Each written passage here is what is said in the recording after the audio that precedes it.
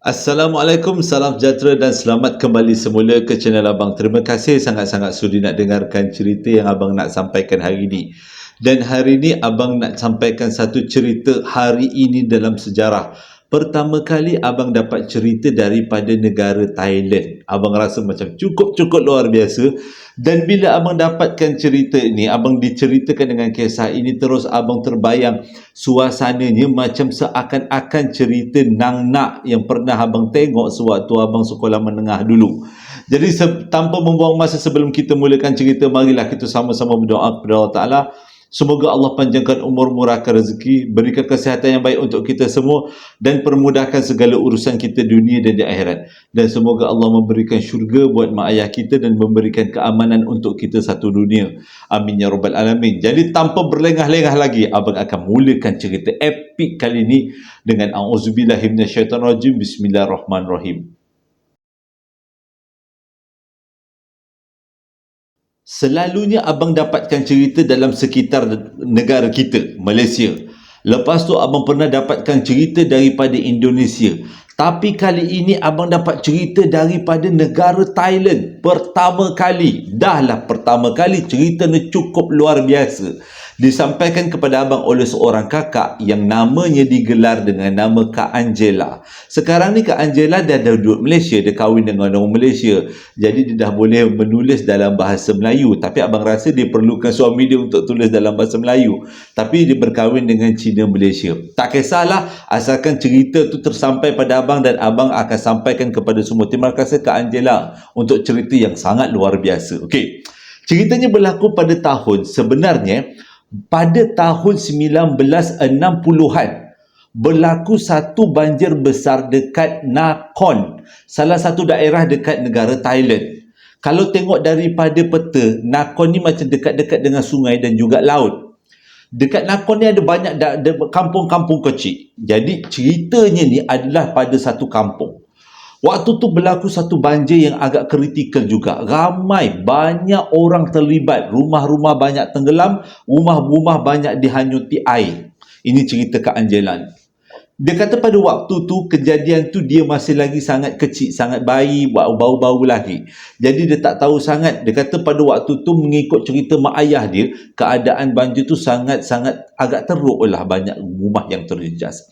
Tapi di dalam kampung tu ada satu rumah yang memang tak terusik dengan air. Semua mesti boleh teka. Sama ada rumah jin lah, rumah bomoh ataupun rumah seseorang yang mengamalkan ilmu hitam, memang betul.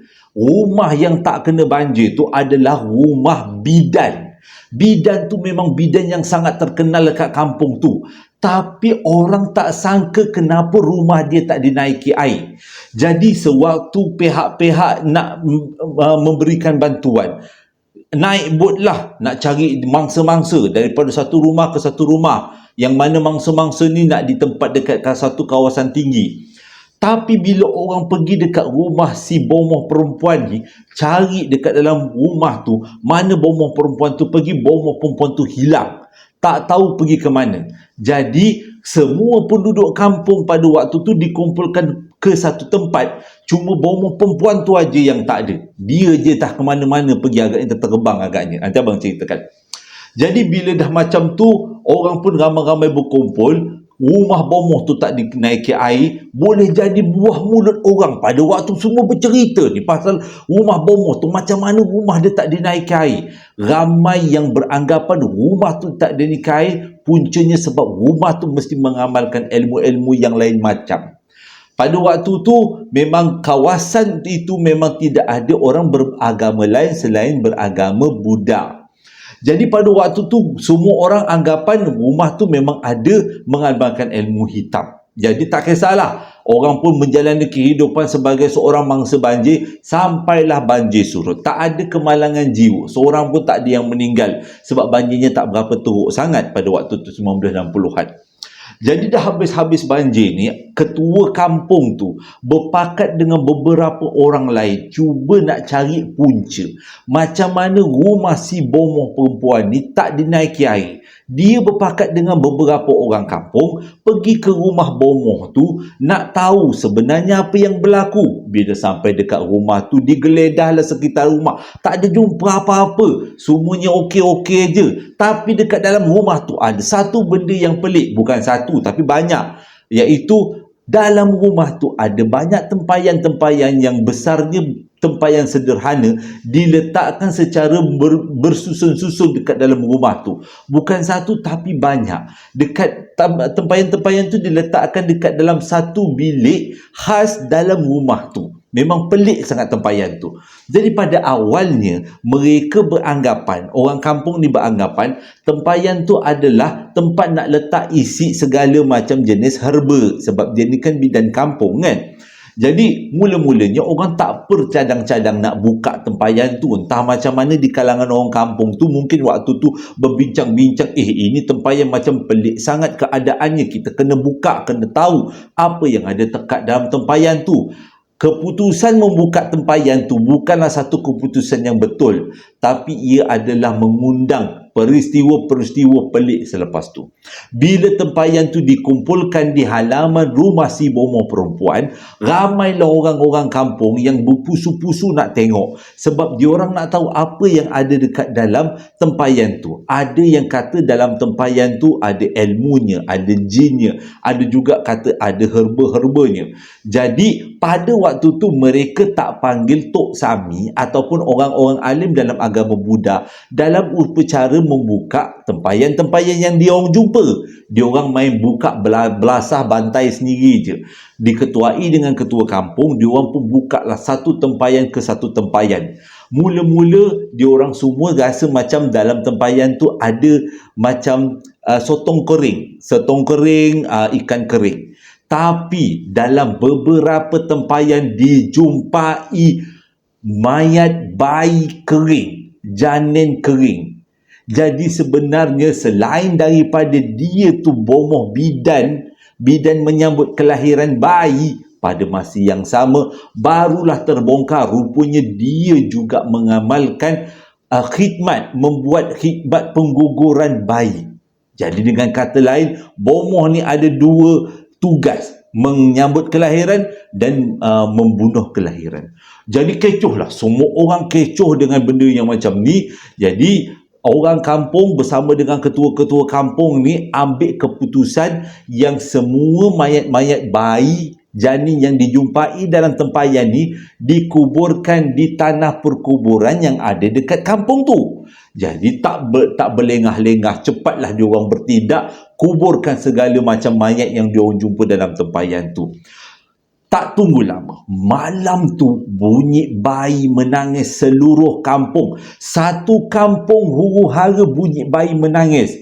Ada yang dengar dekat pokok, ada yang dengar dekat rumah, ada yang dengar dekat rumah bomoh tu. Tapi bunyi bayi yang paling teruk sekali muncul daripada di bawah rumah sesetengah orang.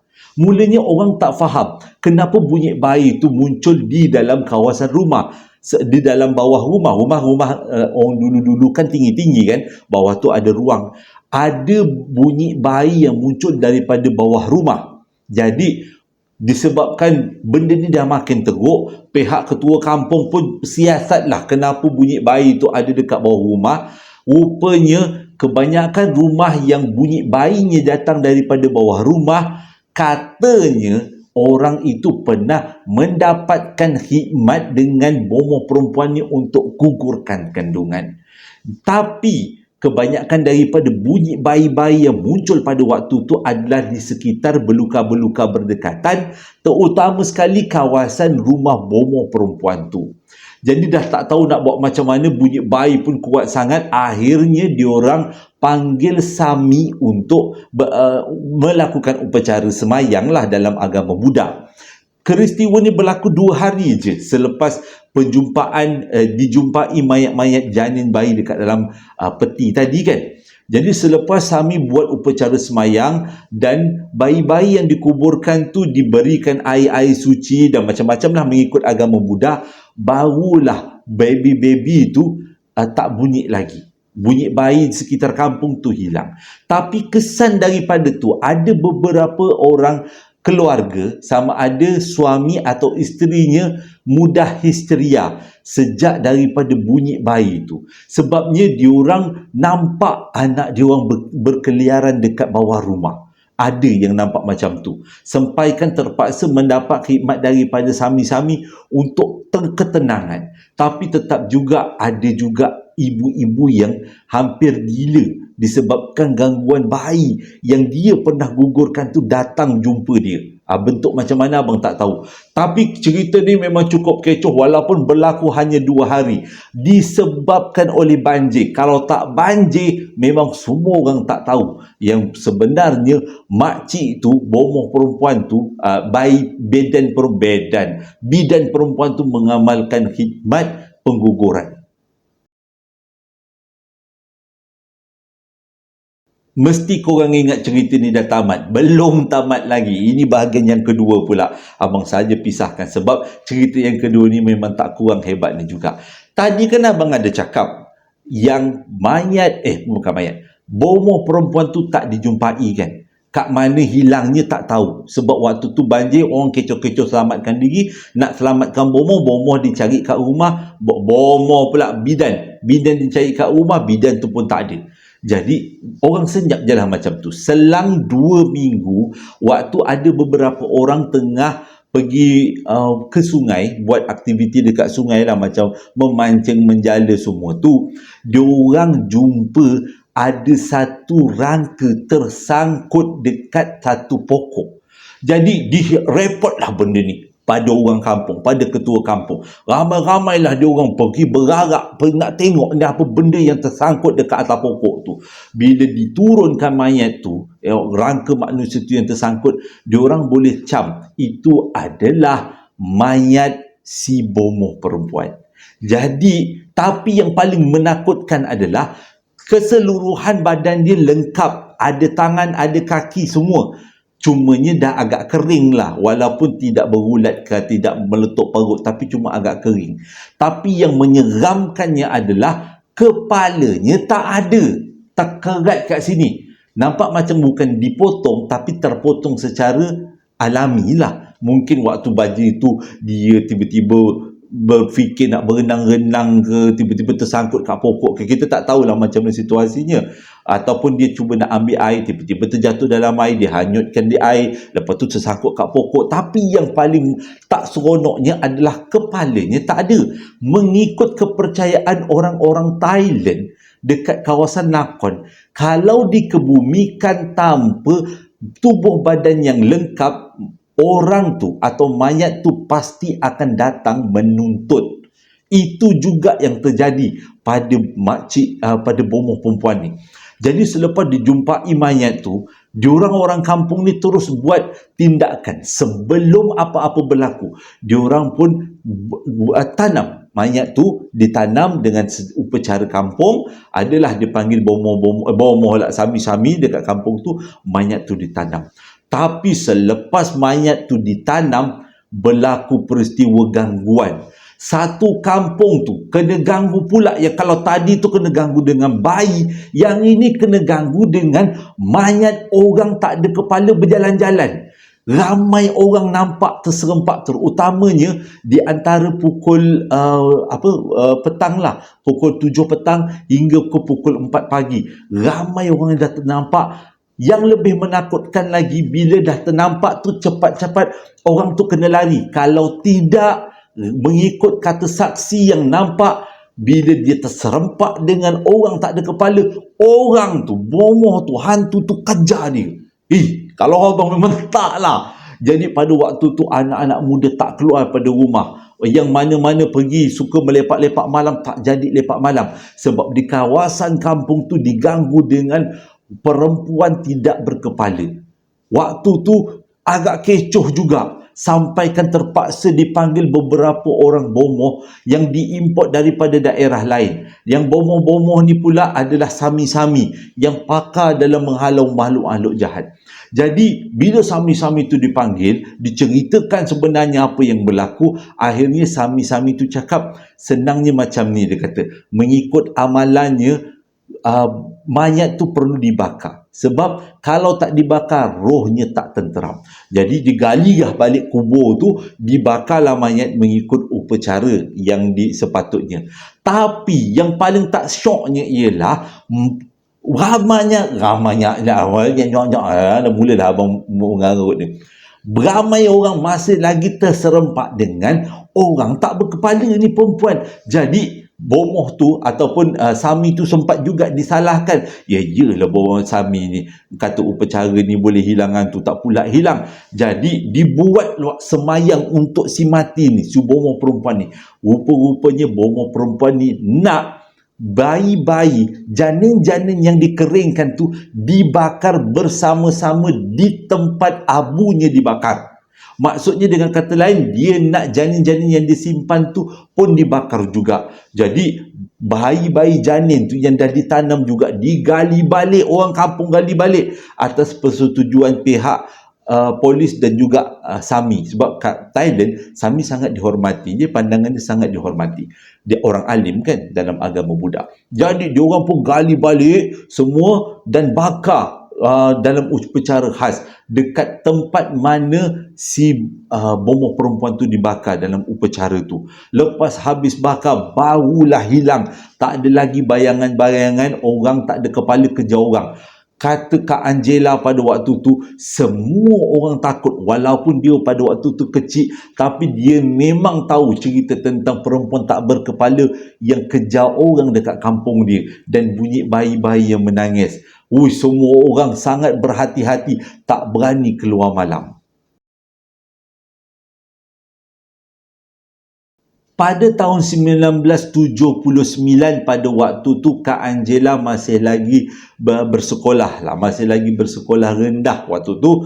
Dan dia kata dalam dua cerita yang sebelum ni adalah cerita yang dia dengar melalui orang-orang tua. Sebab pada waktu kejadian, dia masih lagi kecil, masih lagi belum lahir macam tu. Tapi pada tahun 1979 tu, pada waktu tu dia dah sekolah rendah. Berlaku satu pengalaman yang susah nak dijelaskan. Tapi bukan berlaku kepada Kak Angela, tapi berlaku pada kawan baik dia. Dia tak pula bagi tahu nama abang. Kalau abang letak nama Ahmad Kamal kan susah pula kan. Sebab dia orang ni adalah orang Thailand. Tung Kang Kung. Lebih kurang. Abang memang belasah nama. Okey. Cerita dia macam ni. Tahun 79. Pada waktu tu, kebanyakan daripada budak-budak suka main nenek-nenek si bongkok tiga. Dia ada nama mainan dia, tapi abang lupa nama mainan dia, tapi lebih kurang macam tu.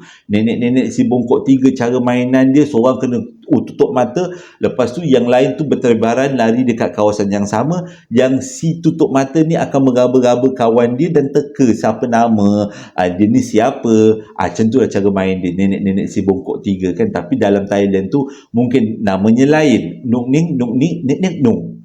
Agaknya jangan yang Thailand tu, janganlah marah abang-abang gurau-gurau aja, janganlah macam tu. Okey, sambung cerita. Jadi kata Kak Angela pada satu petang tu balik daripada sekolah, waktu tu dia kata dia dengan kawan-kawan dia berpakat nak main nenek-nenek si bongkok tiga. Jadi ada di antara kawan-kawan ni yang bagi cadangan, apa kata kita main dekat satu kawasan lapang. Dia kata kawasan tu memang tak ada orang datang ke situ, maksudnya tak ke situ lah, ramai orang kampung untuk mengelak ke situ. Katanya kat situ tempatnya seram berhantu. Jadi sebagai budak-budak sekolah, baik lelaki baik perempuan, bila dengar tempat berhantu ni, ada kalanya budak-budak ni memang sengaja pergi nak mencabar-mencabar. Macam tu juga waktu tu yang berlaku pada Kak Angela dengan kawan-kawan dia. Jadi diorang pun nak main nenek-nenek si bongkok tiga dekat kawasan lapang tu. Jadi diorang pun pergilah ramai-ramai. Jadi dia mainlah macam biasa, daripada seorang-seorang ke seorang-seorang jadi nenek-nenek si bongkok tiga. Sampailah ke giliran seorang kawan dia lelaki, Nak Nung tadi kan. Jadi dia pun jadi nenek-nenek si bongkok tiga. Dia macam biasalah main, lepas menyanyi-nyanyi, diorang ni kena raba budak-budak ni, teka budak ni siapa, budak ni siapa. Tapi sewaktu main tu berlaku satu benda yang pelik. Bila budak yang ditutup matanya tadi, dia menghala ke arah satu semak. Waktu tu semua orang pandang, termasuk Kak Angela.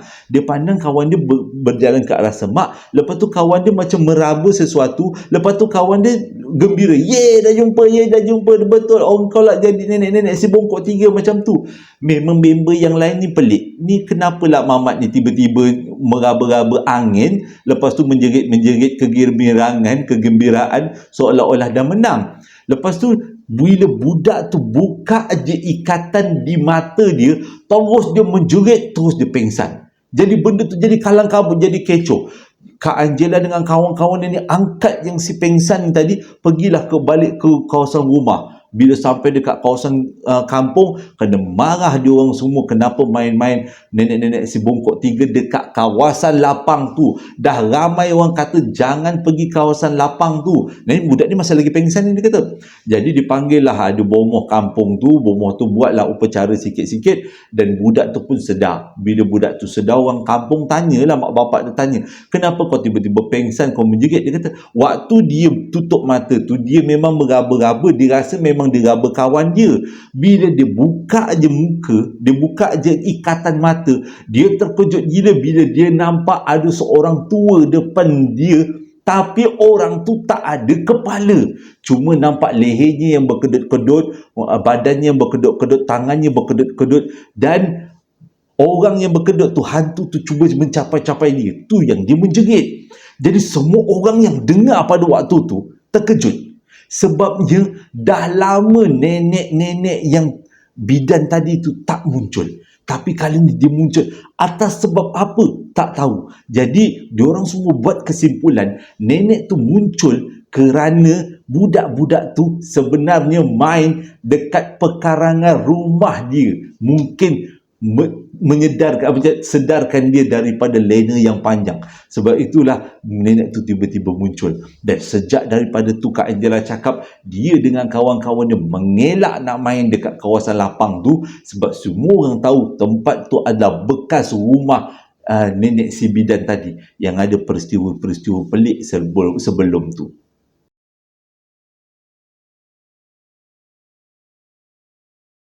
Terima kasih sangat-sangat sudi dengarkan cerita yang abang sampaikan. Cerita dia memang luar biasa. Abang suka gila. Dah macam tengok filem. Walaupun abang dapat email je, tapi waktu abang baca tu, punya berangannya lain macam abang kan.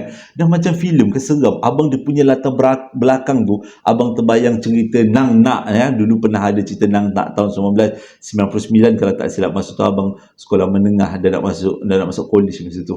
Memang cerita tu sangat famous. Dan kalau dengar cerita ni memang suasananya lebih kurang sama. Jadi sebelum abang tamatkan cerita video kali ni, abang nak buat ucapan selamat hari jadi dan anniversary. Ucapan yang pertama ni disampaikan oleh seorang isteri yang bernama Zaimah untuk sang suami yang hari jadinya jatuh pada 28 hari bulan 7 dan nama suaminya adalah Azim. Jadi selamat hari jadi saya ucapkan buat Azim, semoga dipanjangkan umur, dimurahkan rezeki, diberikan kesihatan yang baik dan dipermudahkan segala urusan, dan moga-moga insya-Allah bahagia dalam hidup perkahwinan sehingga ke syurga. Pada 29 hari bulan 7 adalah hari jadi salah seorang sahabat JSPL, iaitu Zul dari Badang Leatherwork. Zul dia dari syarikat Badang Leatherwork. Zul ni sebenarnya pernah sampaikan 2 cerita kalau tak silap abang. Abang pernah ceritakan pengalamannya, tapi abang tak ingat cerita yang mana. Jadi sempena hari ni abang ucapkan, hari jadi ni abang ucapkan selamat hari jadi untuk Zul. Semoga perniagaannya terus maju, leatherwork. Nanti siapa-siapa nak dapatkan kitchen leather ataupun barang-barang leather boleh hubungi Zul. Abang ada letakkan dalam salah satu video tapi abang lupa letak kat mana. Jadi abang ucapkan selamat hari jadi, semoga panjang umur, dimurahkan rezeki, maju dalam perniagaan dan terus sukses sampai bila-bila. Amin ya rabbal alamin. Dan pada 29 hari bulan 7 juga hari jadi salah seorang ahli keluarga JSPL, iaitu Mas Niza. Dari abang ucapkan selamat hari jadi buat Mas Niza. Semoga Allah panjangkan umur, limpahkan rezeki yang melimpah ruah buat Mas Niza, dan juga dipermudahkan segala urusan dunia dan di akhirat. Pada 27 hari bulan 7 jatuhnya hari jadi seorang si comel yang bernama Sakinah, umur 6 tahun. Dan ini adalah ucapan daripada ibunda tercinta, semoga menjadi anak yang cemerlang buat anaknya Sakinah. Dan daripada uncle doakan semoga Sakinah mempunyai masa depan yang cukup cemerlang, menjadi orang yang terkenal dalam bidang-bidang yang luar biasa. Amin ya rabbal alamin. Dipanjangkan umur, dimurahkan rezeki buat Sakinah. Ucapan hari jadi yang seterusnya datangnya dari Bonda Sabtu Raya untuk anak endanya yang hari jadinya jatuh pada 25 hari bulan 7, iaitu Ya Rashid bin Azman kalau tak silap abang. Jadi abang ucapkan selamat hari jadi. Semoga dipanjangkan umur, dimurahkan rezeki, diberikan kesihatan yang baik dan diberikan kebahagiaan dunia dan akhirat buat Ya Rashid. Semoga ini adalah ucapan daripada bondanya. Semoga menjadi kenangan sampai bila-bila. Amin ya rabbal alamin. Selamat hari jadi juga buat Lan Nurzeta yang mana hari jadinya jatuh pada 23 hari bulan 7. Abang ucapkan semoga panjang umur, murah rezeki, diberikan kesihatan yang baik dan dipermudahkan segala urusan. Katanya Lan Nurzeta ni tak lama lagi nak pergi umrah. Semoga mendapat umrah yang mabrur juga. Amin ya rabbal alamin. Dan selamat hari jadi juga buat Nur Fatihah binti Muhammad Nizam yang mana hari jadinya jatuh pada 16 hari bulan 7. Ucapan daripada ayahanda dan bonda, semoga menjadi insan yang cemerlang dunia dan di akhirat, dipanjangkan umur, dimurahkan rezeki dan diberikan rahmat sepanjang hidupnya oleh Allah Ta'ala. Amin ya rabbal alamin. Pada 23 hari bulan 7 jatuhnya happy anniversary buat pasangan suami isteri iaitu Muhammad Syukri dan Siti Nazihah. Perkahwinan ulang tahun yang ketiga. Jadi sempena ini abang ucapkan selamat menyambut happy anniversary untuk kalian berdua. Semoga kekal bahagia hingga ke syurga dan segera diberikan baby. Amin ya rabbal alamin. Sekian dulu cerita daripada abang dan terima kasih juga pada yang membeli sambal lara dan perapan sate. Masih lagi boleh dapatkan melalui Shopee yang abang sediakan linknya di dalam bawah setiap video. Hingga berjumpa lagi dalam 2 hari akan datang dengan cerita yang lain pula. Assalamualaikum warahmatullahi wabarakatuh.